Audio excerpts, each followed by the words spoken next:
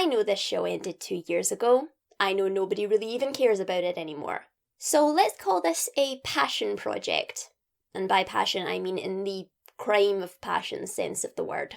It is not necessarily going to be comprised of things that are objectively bad, but for those of you who love the negative stuff, don't worry, there is plenty bad in there to satiate you.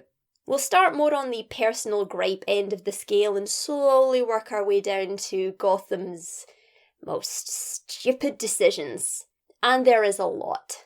So in preparation, I've made myself a hot toddy because my throat is going to be screaming at me by the time we're finished here. And I know the YouTube algorithm is not going to be kind to this title, but there is really no other way to put it. This is things about Gotham that get on my tits. So I got enough cheese and crackers for 8 people. Do you think that's enough? Now, in an ensemble show, it is inevitable that there will be characters you like and characters you don't like. So shows like this can be an exercise in waiting around to see characters you're actually interested in. You don't want to stop watching for fear of missing something important, but you also start resenting the show for making you sit through things that bore you to the point of sin. This is why I didn't like Game of Thrones. Despite the fact that in the beginning it was a pretty great show, there just weren't enough characters I truly cared about to make it worth the effort. And I guess I made the right decision because in the end it didn't really turn out to be worth the effort for anyone. Gotham isn't as frustrating as Game of Thrones in the same way as, well, yes, stories do overlap. It is much easier to tune out the parts you're not interested in and not miss much.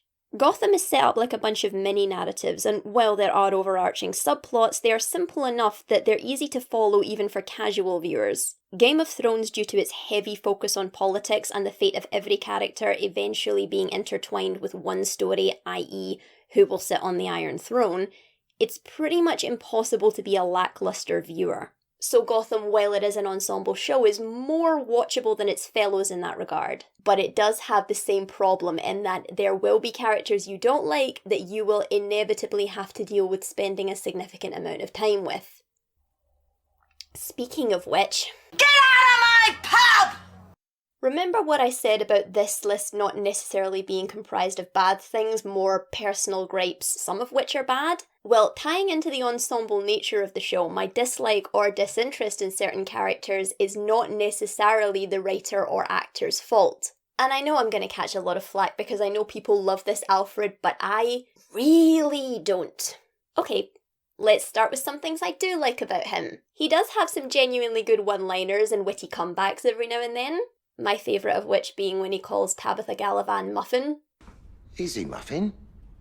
And the part of the show where Bruce is a teenager and Alfred's trying to navigate this relationship and Bruce is pushing back against him, and that is really quite difficult to watch. I don't envy anyone raising a teenager, much less one like Bruce. And that's pretty much everything nice I have to say about him. It's not his characterization that's the problem. It's the character's personality. I have known a few Gotham Alfreds in my time. Just the stubborn hard-headedness and refusal to see anyone else's point of view. And it's not even the kind of stubbornness that Batman has, like a defense mechanism that comes from pain. The stubbornness these people have comes from a deep-seated arrogance. An example that comes off the top of my head is a storyline involving Ra's al Ghul and some kind of magical knife, where Bruce and Alfred are trying to find out what the knife is, why Ra's wants it so much, is it dangerous, and eventually Bruce gets into a bit of trouble and Alfred storms into the GCPD demanding where Bruce is and saying to Jim Gordon, oh, he didn't do his job properly, and Jim Gordon's like, hang on, you two have known about this knife this whole time and you didn't think to say anything, and you come into my police station and tell me how to do my job when you have deliberately hampered me in doing so. And not only does Alfred admit no fault here, when Bruce is eventually found to be safe and brought back into the GCPD, Alfred says, oh, well, maybe now you understand why we didn't tell you. No, Alfred, I don't. Fuck you. An even worse example comes from episode 1, where Jim Gordon goes to Bruce, and at first he's comforting him, and Alfred's like, And you think I haven't told him that, do you? It's a very weird and defensive thing to say. Also not talking to you. And this isn't the only time in this conversation he does this. Jim says, the guy we thought killed your parents actually didn't, we got the wrong man. And Alfred just butts in once again with nothing of value. Sterling work there then, mate. Jim then says this guy was framed by the police, and again, Alfred butts in and Bruce has to tell him to shut up. Right, well that's all convenient, isn't it? Alfred! Alfred. The traumatized child who's just been told his parents' murderer is still out there as behaving more reasonably than you. And the worst one, the absolute worst, is when Jim says to him, hey, maybe you should get that kid some therapy. And Alfred says, oh, Thomas and Martha Wayne didn't want that, so I'm not going to do it. Okay. So either Alfred doesn't believe in therapy and thinks a bit of tough loving and hard truth is going to sort the boy out, or the Waynes are horrible parents and Alfred is a horrible guardian for going along with them in this regard. Considering the behaviour of this character throughout the show, I'm willing to bet it's the former. This kid was hurting himself. He was holding his hand over a naked flame, and you, as his guardian, are just going to completely neglect his mental health and not take him to see a fucking doctor. Fuck you, Alfred. Seriously, fuck you. And if what you're saying about the Waynes is in fact the case, fuck them too. So we've covered well-written characters that I don't like. Well, how about badly written characters I don't like? Funny you should ask. 'Cause you're hot and you're cold, you're in and you're out, you're wrong when it's right. Barbara Keene is a frustrating character because she had no clear arc. This is supposed to be the future mother of Batgirl. You'd have expected them to have put more thought into her, but nope. You can track her development as starting in season 1, going round in circles in seasons 2 through 4, and finishing in season 5. Season 1 Babs and season 5 Babs are very different women, and I would have really liked to see how she got from A to B, starting off as a scared, slightly mentally unstable woman who breaks psychologically due to the terror of her fiancé's work and the pressure put on her by her parents. This, coupled with her having her heart broken by Jim, makes me believe she could go insane. But after she wakes up from a coma, she embodies what I like to call the modern Harley Quinn problem, in that her genuine damage is pushed aside in favour of her just being kooky. Quub? What's a quub? Well, What's a quub? I mean, can anyone understand him? Do you know what a quub is? Then they try to make her a rival to Oswald for control of the underworld, despite the fact that she is a small fish in a big pond, which might have been a very good way for them to go, as she is very good at brokering information and power, just not very good at using it herself. But they don't go with that. They make her the leader of the Sirens. They make her the leader of the League of Shadows. God, that is the dumbest yet. All in all, the main problem is that she is overused. She is the most overused character on the show. I get the feeling that the writers really liked this character without having a full sense of why they liked her. This blatant character worship can cause characters to be in places they don't belong and do things they shouldn't be doing, because the writers have no goal for the character but want to use them regardless. See my DCIMU Damien bitching for how this kind of misguided character writing can ruin an interesting player. Barbara would have been much better as a secondary character, someone in the background other characters go to when they need something. This constant need to put her at the forefront and make her this amazing leader and main player in Gotham's underground just exposes how little she has to offer. Speaking of villains who have very little to offer, I do it all because I'm evil. The Court of Owls is probably the most recent Batman villain to achieve iconic status, and in a way I can see why. It ties into Gotham's identity as a city of haves and have-nots, as well as the aristocratic way it likes to think of itself. It has a distinct visual design, a creepy premise, even a creepy poem to go along with it. Beware the court of owls, who watches all the time, ruling over Gotham beneath cement and lime. They watch you at your hearth, they see you in your bed. Speak not a word of them, or they will send. A cannon for your head! But I have maintained, and will continue to maintain, that they are a bad Batman villain, and bad for comics and wider stories in general. Powerful secret societies can be an interesting premise if it is reasonably contained to a single narrative, but the more you open up the universe, the more problems come into play. This is why I think using them in comic books is a mistake. I despise secret society villains, because they are a lazy way to get out of having to explain what is actually wrong with the world. When a powerful secret organisation or entity just pops up and says, yes, we've been here this whole time, and all that bad stuff, that was us, so if you defeat us, everything will be all better, is just a way of giving a neat and tidy answer and avoiding having to think about why these things would actually happen. So if the shifting the buck nature of the premise didn't annoy me, the sheer way that it permeates everything it comes into proximity with certainly does. Now that we know there is an ancient, powerful force out there who is apparently strong enough to still be functioning after centuries, the question of why this entity isn't doing something always comes into play. You want to create a corrupt politician story? Well, what do the Court of Owls think of it? Shouldn't this be something they'd take an interest in? Gang wars are tearing the city apart? Well, aren't they supposed to be Gotham's overlords? Shouldn't they be doing something? Arkham has breakouts every other Wednesday.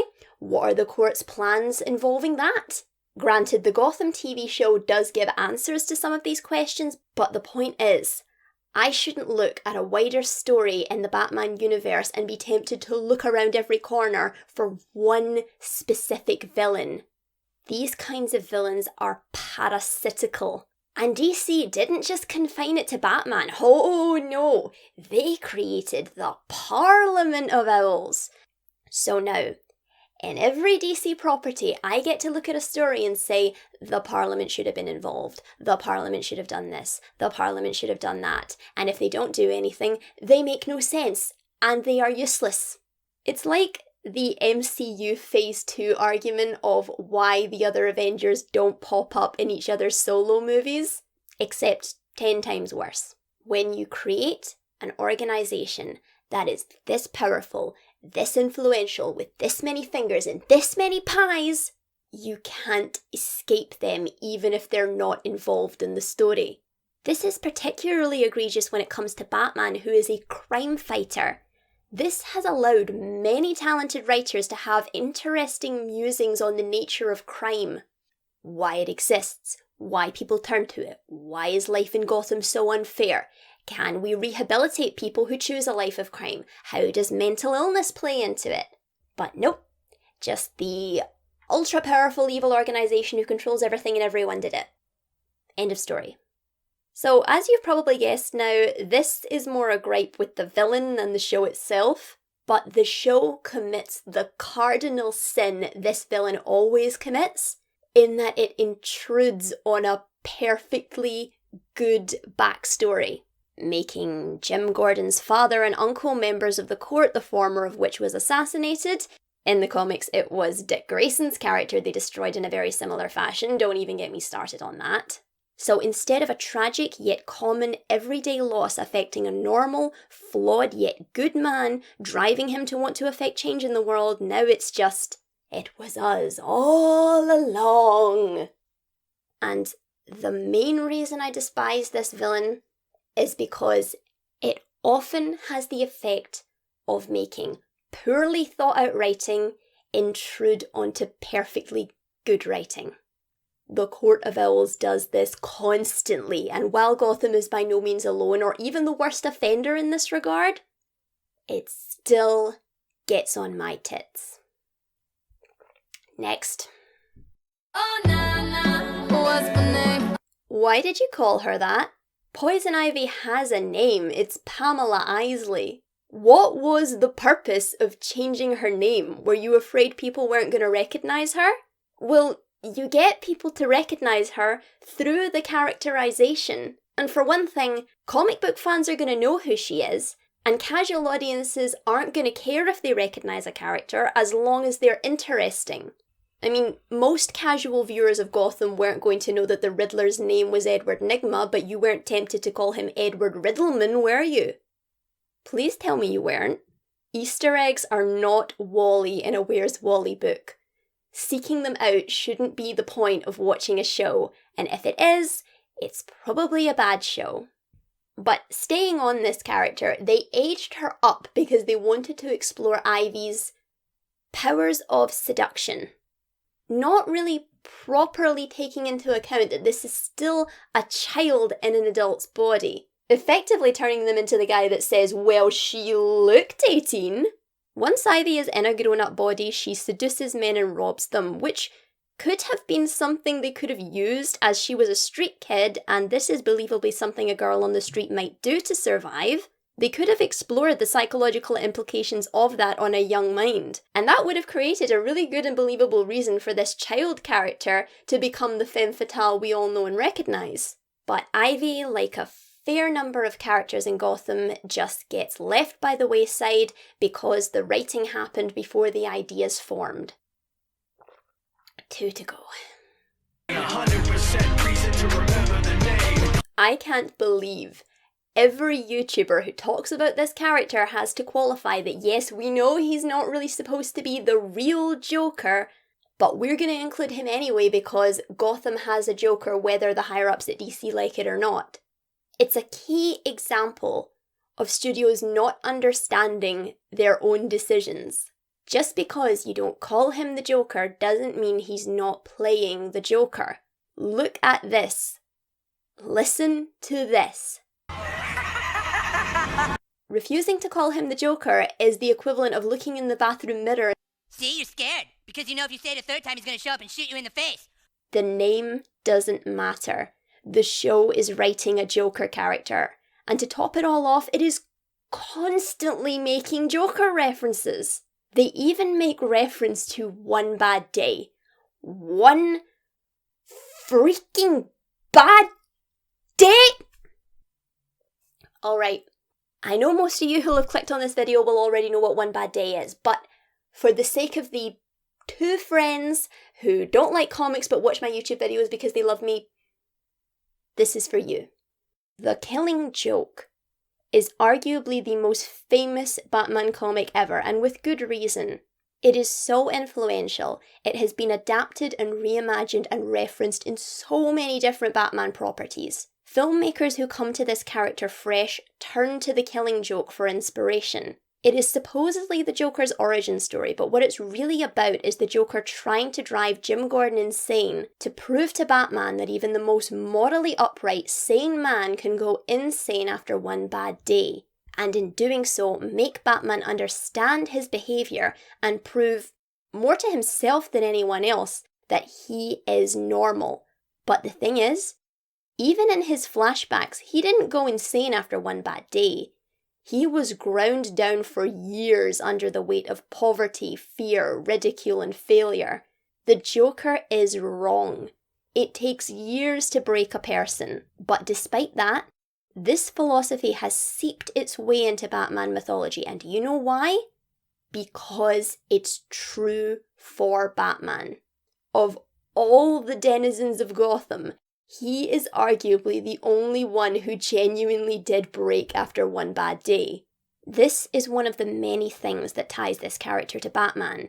So you have Jerome Velasca spouting one of the Joker's defining philosophies, and you are asking me to not call him the Joker. And it's not just the Killing Joke either. They constantly reference other defining Joker stories. Look at this. It is the writing and the performance that make a character, not a name. And what makes this even sadder is that it's a damned good performance. If you had asked me what a teenage Joker would be like, I wouldn't have been smart enough to give you an answer, but if I had been, this would have been it.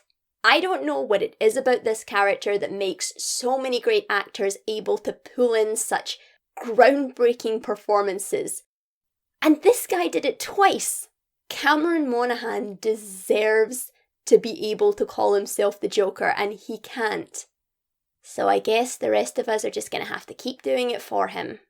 Okay, we're going to leave off there for a wee while, because even though I only have one thing left to talk about, it is so bad, so stupid, and has so many things wrong with it that it needs its own video.